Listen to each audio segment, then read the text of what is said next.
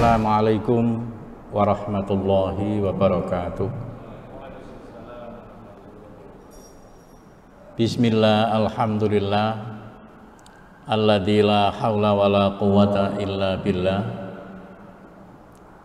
Asyhadu an la ilaha illallah wahdahu la syarikalah, wa asyhadu anna Muhammadan abduhu wa rasuluh wa la nabiyya ba'dah. Rabbi shrah li sadri wa yassir li amri wahlul 'uqdatam min lisani yafqahu qawli. Qala Allah ta'ala fil Qur'anil Karim. A'udzu billahi minasy syaithanir rajim. Bismillahirrahmanirrahim. Ya ayyuhalladzina amanu taqullaha wal tandur nafsum ma qaddamat lighadin wattaqullaha innallaha khabirum bima ta'malun. Jamaah yang dirahmati Allah Subhanahu wa taala, marilah kita lanjutkan kajian kita yang pada session ini kita masih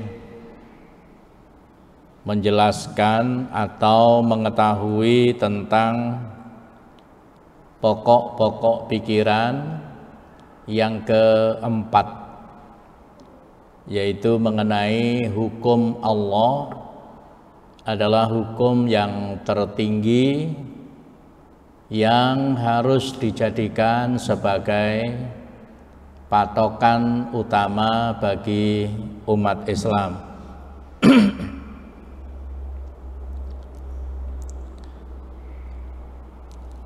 Jamaah yang dirahmati Allah, kemarin kita sudah sampai pemahaman bahwa Islam harus dipahami dengan benar dan dipraktekkan dengan cara yang benar dan konsisten. Karena Islam itu merupakan aturan bagi kehidupan manusia, maka aturan-aturan tersebut tidak boleh lepas dari perilaku. Agar supaya tidak boleh lepas dari perilaku, maka aturan-aturan itu harus dipahami. Karena semua aturan-aturan yang ada di dalam Islam, baik itu yang perintah maupun yang larangan, semuanya itu adalah dalam rangka menjaga dan memelihara kemuliaan dan kesempurnaan penciptaan manusia.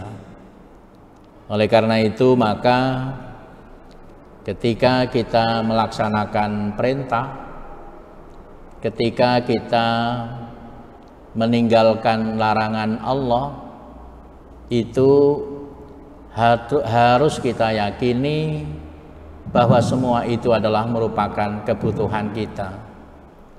Maknanya bagaimana? Ketika kita melakukan perintah, kita meninggalkan larangan, yang itu bermakna kebutuhan. Berarti kalau kita tidak melakukan perintah dan meninggalkan larangan, maka ada sesuatu yang hilang dalam diri kita. Dan sesuatu yang hilang itu adalah penjagaan terhadap diri kita dari hal-hal yang bisa menurunkan, melemahkan, dan menghilangkan derajat kemanusiaan kita. Berikutnya adalah menegakkan dan menjunjung tinggi Islam itu dimulai dari sikap pembiasaan setiap pribadi. Saya ingat ada jawaban dari Umar bin Khattab ketika ditanya oleh salah seorang badui. Umar ditanya, wahai Amirul Mukminin, dapatkah saya ini menjadi orang Islam yang sempurna? Umar bin Khattab menjawab, bisa, dan sangat bisa. Si Badui tadi merasa agak heran, agak kaget. Kenapa saya yang sehari-harinya tidak pernah bertemu, tidak pernah bersambung dengan orang-orang Islam, tapi Umar justru mengatakan bisa menjadi orang Islam yang sempurna. Lalu Badui itu bertanya lagi, dengan cara bagaimana saya bisa menjadi seorang Muslim yang sempurna itu? Umar menjawab,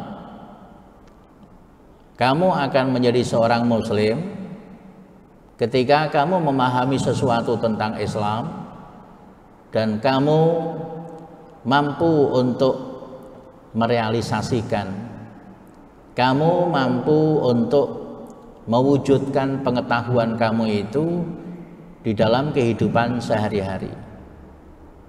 Nah, jawaban Umar bin Khattab itu seolah-olah menginspirasi kita ya. Jadi kesempurnaan Islam itu harus dimulai dari diri sendiri. Dan kesempurnaan Islam itu harus dimulai dari sikap pembiasaan. Dan sikap pembiasaan itu dimulai dari apa yang telah kita pahami, apa yang telah kita ketahui tentang Islam. Kalau dari konteks ini ya, berarti seorang Muslim yang sempurna itu bukan diukur dari berapa tinggi pendidikannya, berapa banyak kitab yang dikumpulkannya, tetapi seberapa besar ya sikap konsekuensi, sikap konsistensi keislaman mereka itu.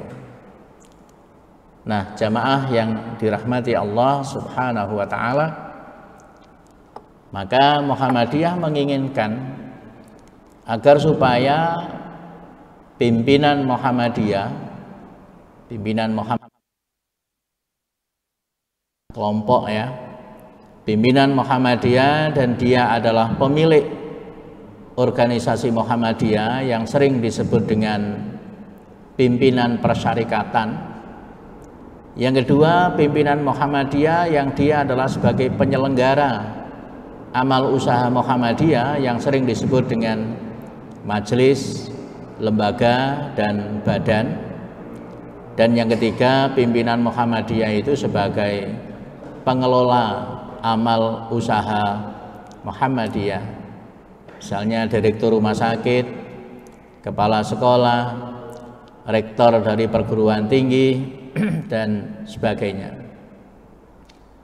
Muhammadiyah berharap dari pimpinan-pimpinan Muhammadiyah inilah yang bisa dijadikan sebagai tolok ukur atau ukuran untuk bisa menjadikan dirinya sebagai teladan di dalam beruswah hasanah itu, di mana dia harus memposisikan sebagai seorang yang patut dicontoh. Dia juga harus bisa mewarnai keluarganya, dia juga harus bisa mewarnai masyarakatnya. Itu yang diinginkan dari Muhammadiyah di dalam konteks ini, dimulai dari sikap pembiasaan setiap pribadi. Jamaah yang dirahmati Allah, oleh karena itu maka bagi Muhammadiyah, dakwah itu memiliki nilai yang sangat penting.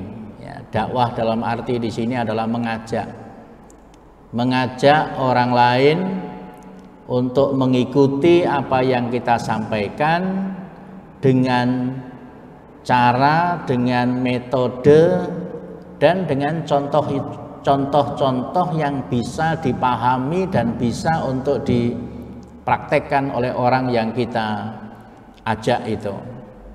Nah, oleh karena itu maka Muhammadiyah berpandangan bahwa mengenai dakwah Islam ini sangat penting untuk dijaga.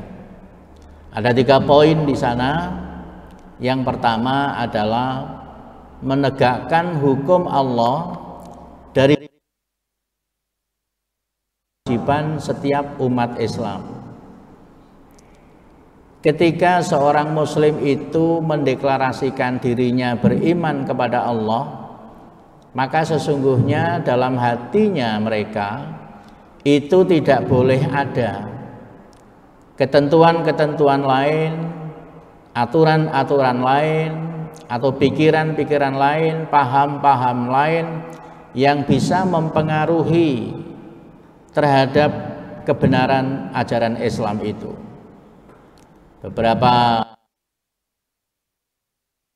bahwa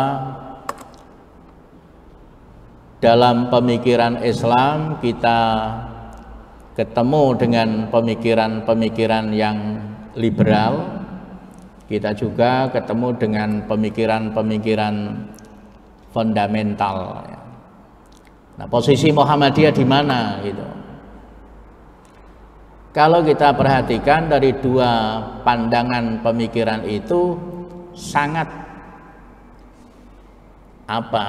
berbeda, dan karena berbedanya itu di dalam pemikiran Islam disebut 2 pandangan atau 2 kutub yang tidak mungkin bisa ketemu. Ya. Oleh karena itu maka perlu ada semacam pemikiran-pemikiran wasat atau yang sering disebut dengan umat wasatiyah gitu ya. Jadi pemikiran-pemikiran yang moderat, tidak mengarah ke kanan, tidak mengarah ke kiri, karena masing-masing dari sumber pemikiran itu sesungguhnya adalah ingin menjaga Islam ini kadang-kadang dengan cara yang agak dipandang oleh kebanyakan umat Islam itu cara-cara yang salah gitu ya. Nah, oleh karena itu maka siapapun orangnya, seorang muslim itu harus mampu menyampaikan ya, harus mampu menegakkan Islam itu, harus mampu menyiarkan Islam itu secara pribadi sebenarnya. Jadi dakwah itu seperti kita sampaikan kemarin, dakwah itu adalah merupakan kewajiban pribadi.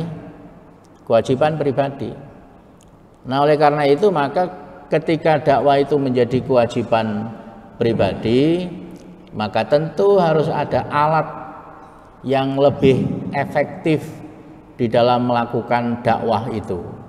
Kita memang bisa melakukan dakwah secara personal, itu bisa. Tapi kelihatannya kan tidak efektif.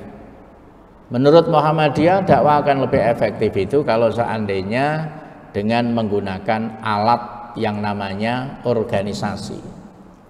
Jadi kenapa Muhammadiyah itu sangat perhatian di dalam menjaga organisasi ini agar supaya tetap menjadi alat? Ya karena tujuan organisasi itu didirikan untuk menyiarkan, untuk menjadi alat dakwah itu. Dan Muhammadiyah tidak akan menjadikan organisasi ini sebagai alat politik. Dan itu tertera di dalam kaidah ya, anggaran dasar Muhammadiyah. Jamaah yang dirahmati Allah, Muhammadiyah melihat betapa pentingnya organisasi ini sebagai alat dakwah. Bahkan kalau menurut kaidah kemarin juga saya singgung yang mengatakan bahwa kullu ma tammal'a ma la yatimul wajibu illa bihi fahuwa wajibun. Suatu perintah yang tidak bisa dijalankan tanpa menggunakan sesuatu yang lain, maka sesuatu yang lain itu hukumnya ada, hanya hukumnya wajib gitu. Artinya wajib diadakan gitu. Kita ambil satu contoh. Dakwah itu adalah kewajiban personal. Kewajiban personal bisa dilakukan, tapi kurang efektif. Akan lebih efektif kalau dengan menggunakan organisasi. Oleh karena itu, walaupun organisasi tidak disebut dalam perintah dakwah itu, maka organisasi itu menjadi bagian yang mengharuskan ada. Sehingga menurut Muhammadiyah berorganisasi itu wajib hukumnya. Atas dasar itu, atas dasar organisasi itu dijadikan sebagai alat dakwah.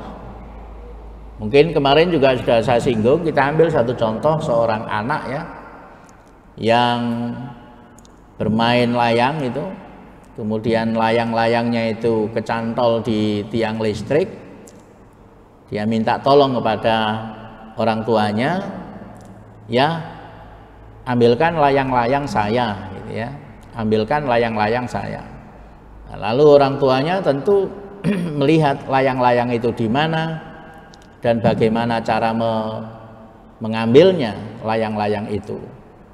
Maka terbesitlah dalam pikiran ayahnya itu ada tangga yang harus disiapkan, ada gala yang harus disiapkan.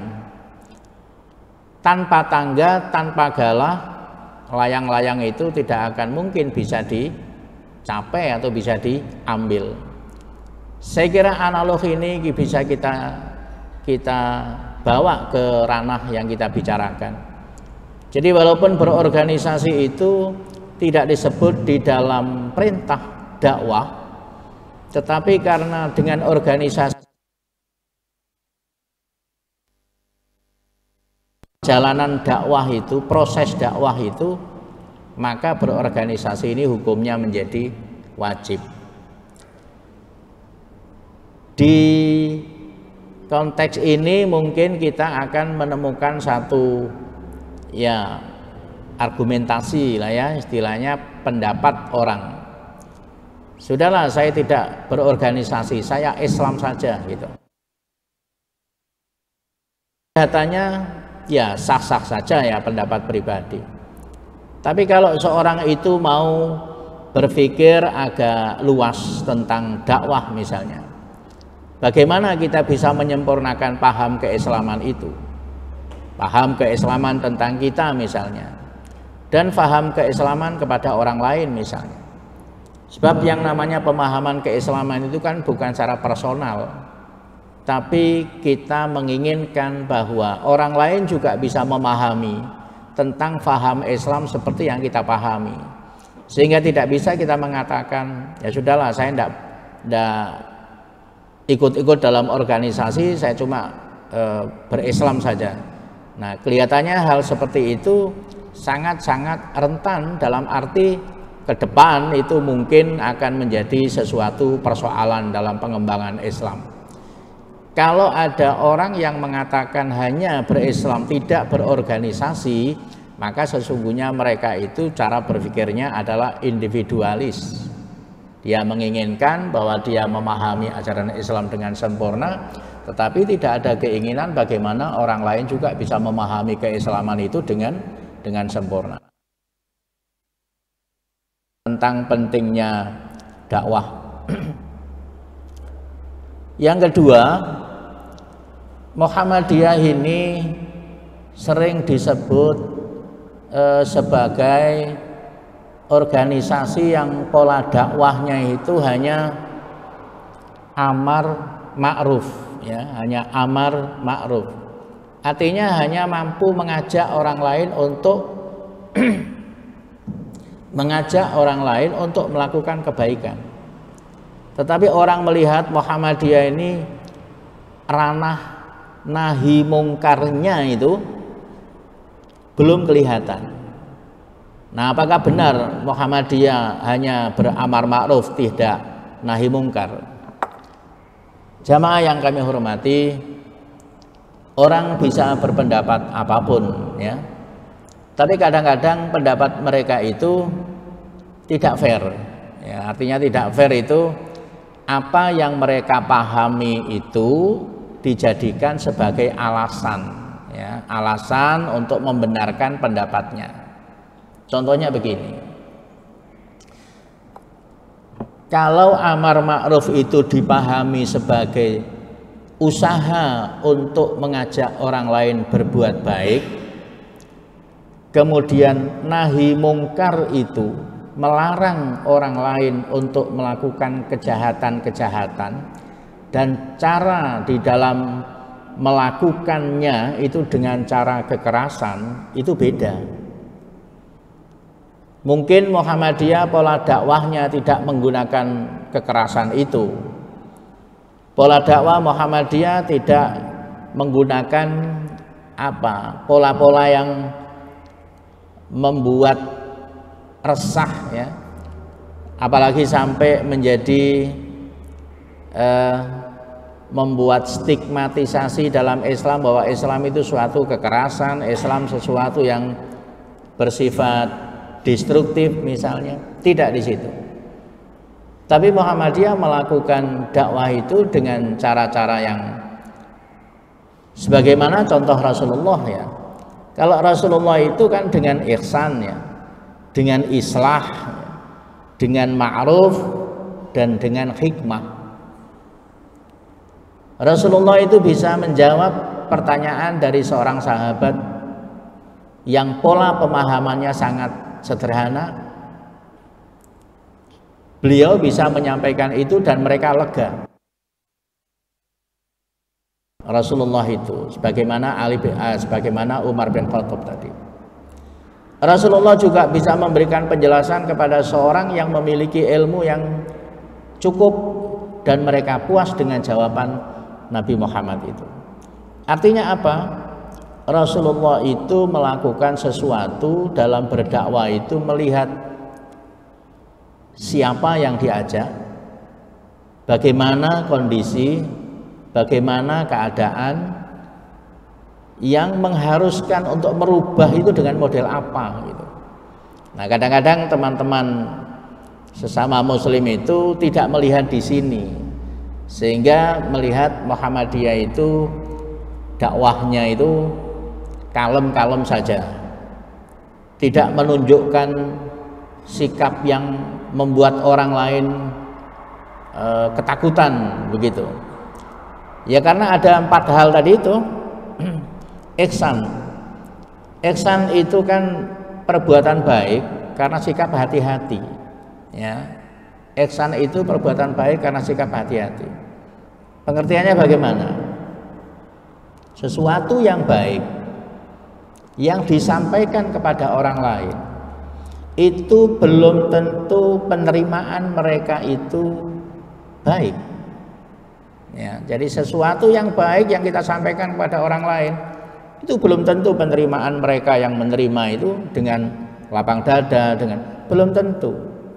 Oleh karena itu dalam menyampaikan sesuatu yang baik perlu juga hati-hati, perlu cara, perlu metode, perlu strategi dan sebagainya.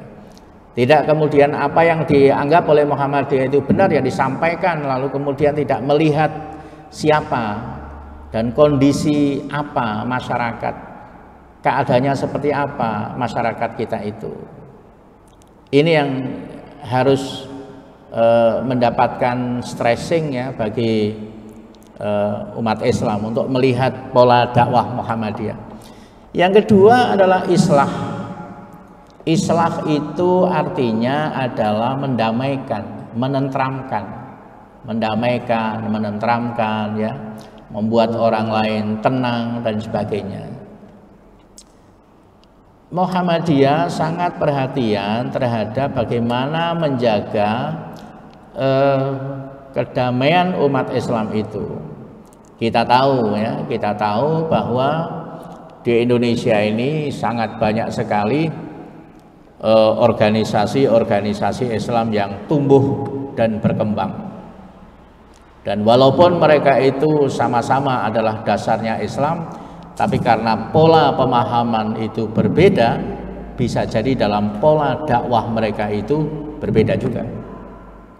Nah, oleh karena itu Muhammad tetap konsisten, Muhammadiyah tetap ingin konsisten ya terhadap pola dakwah mereka itu. Sehingga apa yang disampaikan itu, kalau seandainya persoalan-persoalan yang bersifat furu'iyah, maka Muhammadiyah tidak akan mengambil jalan terbuka ketika membicarakan tentang masalah-masalah furu'iyah. Jadi furu'iyah itu adalah masalah-masalah yang bersifat ubudiyah lah ya, bukan masalah usuliyah. Nah, kalau masalah usuliyah ini saya kira tidak ada persoalan di kalangan umat Islam. Contohnya seperti apa masalah usuliyah? Masalah usuliyah ini ya sholat ya, perintah sholat. Saya kira semua umat Islam itu sangat mafhum bahwa perintah sholat itu adalah 5 waktu ya. Tidak ada perbedaan di kalangan mereka. Tetapi kalau bicara masalah teknis, bicara masalah pelaksanaan ya ibadah itu, ini akan muncul berbagai varian pandangan, varian pendapat. Misalnya saja kita bisa melihat orang bertakbir itu dengan menggunakan kedua tangan begini, ada yang dihadapkan ke barat, ada yang dihadapkan ke tempat sujud dan sebagainya. Itu bentuk-bentuk pendapat yang berbeda yang dalam koridor furu'iyah tadi. Nah, masalah-masalah yang bersifat furu'iyah ini Muhammadiyah tidak akan membicarakan dalam forum-forum yang umum, dalam forum-forum yang terbuka. Sebab kalau kita menyampaikan secara terbuka, maka tentu kita tidak akan bisa mengambil manfaat. Justru kita akan memicu persoalan, memicu perselisihan di antara sesama umat Islam. Jadi ada semacam sesuatu yang harus dijaga oleh Muhammadiyah di dalam berdakwah itu adalah islah, ya, mendamaikan. Yang ketiga adalah al-ma'ruf. Al-ma'ruf itu artinya adalah suatu kebaikan yang lahir dari rasa tanggung jawab. Suatu kebaikan yang lahir dari rasa tanggung jawab. Contohnya seperti apa? Dakwah ya. Dakwah. Kita melihat umat dakwah itu tentang satu hal, misalnya tentang keyakinan, misalnya dalam persoalan tertentu masih ada sesuatu yang kurang tepat, kurang murni ya, kurang bersih dalam keyakinannya, maka Muhammadiyah mendekati mereka itu dengan pola, dengan cara yang tentu saja dengan cara hati-hati, agar supaya mereka itu tidak merasa tersinggung yang selama ini menjadi keyakinannya, dan agar supaya mereka bisa menerima secara terbuka apa yang selama ini ternyata itu adalah suatu kesalahan. Nah, untuk melakukan itu tentu saja tidak mudah. Oleh karena itu, maka karena rasa tanggung jawab saya untuk menyampaikan ya, untuk memberikan informasi, maka harus disampaikan. Tidak boleh kemudian karena hal-hal semacam itu sudah berjalan bertahun-tahun di masyarakat kita misalnya, lalu kemudian ya sudahlah biarkan. Tidak begitu, tapi tetap ada ruang-ruang untuk melakukan kajian-kajian baik secara khusus maupun secara personal, karena tanggung jawab di al-ma'ruf itu tadi. Dan yang keempat itu adalah hikmah. Hikmah ini bijaksana, dan dakwah membutuhkan keluasan pandangan, kebesaran hati, ya, kelapangan dada dan sebagainya. Sebab bagaimanapun juga ketika kita menyampaikan semacam ini, belum tentu yang mendengarkan itu bisa menerima, bisa memahami seperti apa yang kita sampaikan itu. Jadi perlu proses, ya, perlu proses. Kita tidak terlalu melakukan tekanan-tekanan. Yang penting mereka bisa menerima, bisa memahami. Yang kita harapkan adalah rutinitas, konsistensi mereka di dalam melakukan kajian-kajian itu. Nah, kalau kita tidak memahami pola dakwah semacam itu yang dilakukan oleh Muhammadiyah, maka kita akan mudah mempunyai penilaian bahwa Muhammadiyah itu dakwahnya itu kurang keras, kurang menggigit, kurang apalah begitu ya. Nah, yang ketiga adalah menurut Muhammadiyah dakwah itu bisa menjadi jihad fisabilillah. Ya, dakwah itu bisa menjadi jihad fisabilillah. Orang bicara tentang jihad itu kadang-kadang juga cenderung kepada hal-hal yang bersifat keras ya. Jadi jihad itu dengan bom, jihad itu dengan teror, jihad itu dengan hal-hal yang sejenisnya itu. Padahal sesungguhnya kalau kita kembali kepada makna asal jihad itu kan jahada yujahid itu kan sikap yang sungguh-sungguh ya. Jadi ketika seorang menyampaikan ilmu dengan sungguh-sungguh, seorang guru menyampaikannya, lalu kemudian dia dengan konsisten sabar, itu jihad namanya. Ketika seorang melakukan suatu perbuatan dan dia konsisten, dia ingin menjaga di situ, ingin menyempurnakan sarana-sarananya, itu juga jihad namanya itu. Nah, oleh karena itu mereka yang gugur ya dalam jihad tersebut, dalam proses jihad itu, menurut Muhammadiyah itu adalah jihad fisabilillah itu, ya Allah akan memberikan jaminan sebagai orang-orang yang jihad berjuang di jalan Allah itu. Jamaah yang dirahmati Allah Subhanahu wa taala, landasan Muhammadiyah kenapa dakwah itu juga menjadi bagian dari jihad fisabilillah. Ada satu takrir ya, keputusan dari Majelis Tarjih yang menyatakan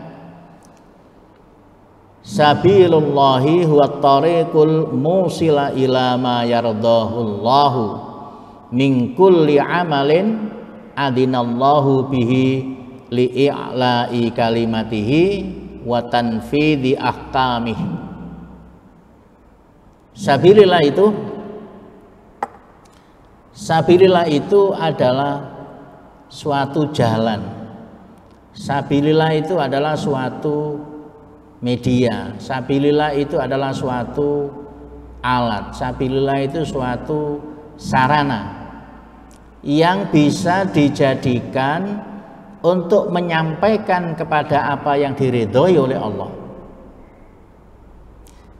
dari semua amal yang diizinkannya untuk memuliakan agamanya dan melaksanakan hukum-hukumnya. Itu adalah jihad. Jadi misalnya kita membuat kajian semacam ini, ada orang yang mendukung untuk menyempurnakan kajian ini, maka orang tersebut pada dasarnya sudah berjihad. Ketika seorang menyempurnakan dari sisi sarana, seorang menyempurnakan dari sisi yang lain misalnya, mereka itu jihad itu. Dan jihad ini dalam pandangan Allah memiliki nilai yang sama. Kalau kita kembalikan makna jihad,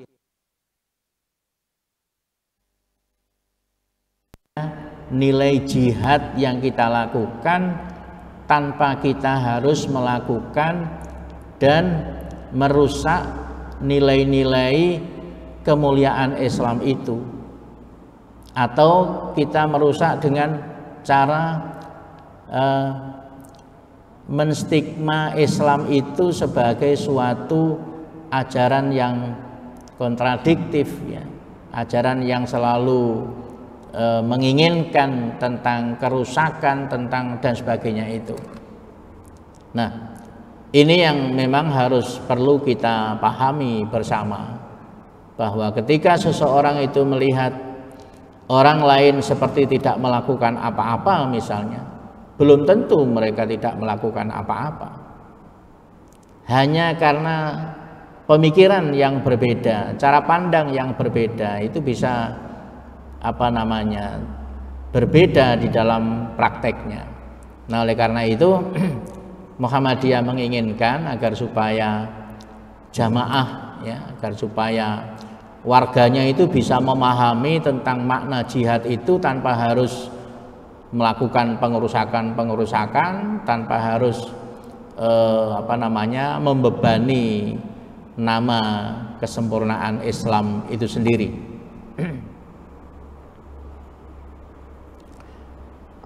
Allah Subhanahu wa taala menyampaikan di dalam surat Al-Hujurat ayat ke-16. A'udzu billahi minasyaitonir rajim. Bismillahirrahmanirrahim.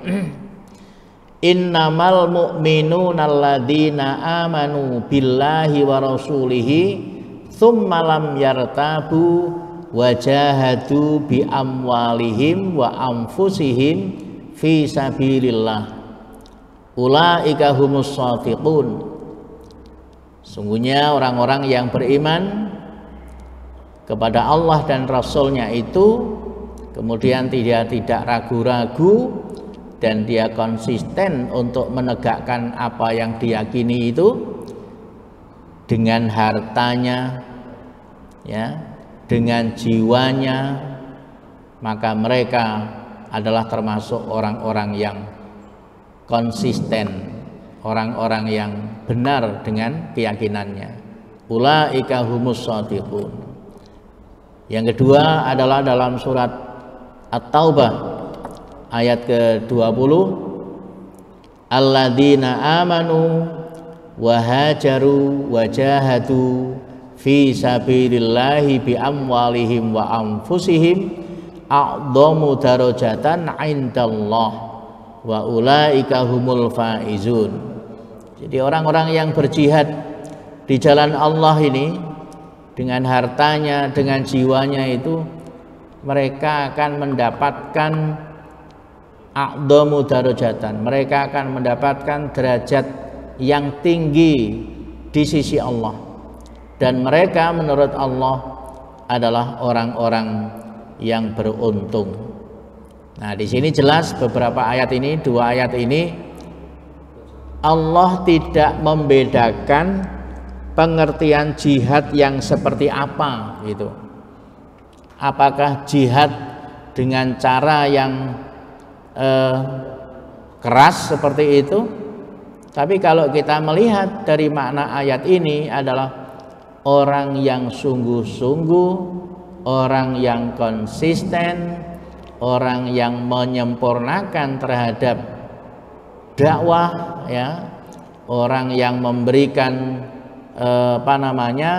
pencerahan terhadap orang lain secara istiqomah, dia juga termasuk jihad fi sabilillah. Jadi kalau kita pahami ayat ini, tentu saja kita akan memperluas pandangan kita.